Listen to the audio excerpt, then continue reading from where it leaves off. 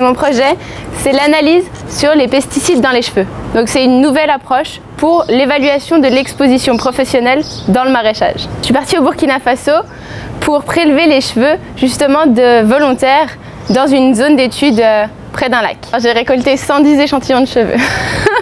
Donc ma valise était pleine au retour, mais uniquement de cheveux. Au Burkina Faso, on va dire que les réglementations, elles ne sont pas les mêmes qu'ici. Les gens ne sont pas éduqués de la même façon, donc ils vont acheter un pesticide et puis que ce soit un pesticide pour le maraîchage ou pour le coton, pour eux, ça sera un pesticide.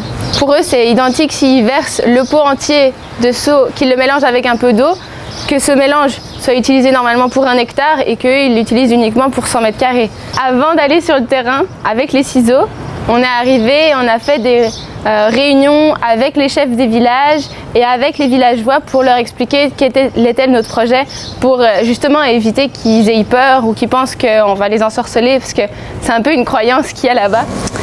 On a prélevé des cheveux sur une population exposée, donc les maraîchers, et sur la population de base, donc tous ceux qui sont commerçants, les mécaniciens, les élèves, pour avoir un peu un impact dû à l'activité professionnelle.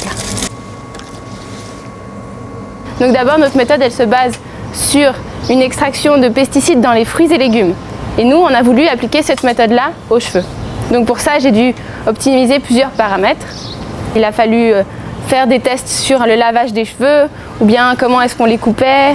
Pour l'extraction, on a également dû faire plusieurs optimisations. Je ne vais pas rentrer dans le détail, mais par exemple l'incubation, donc on laisse nos cheveux trempés dans de l'eau et dans un solvant durant toute une nuit.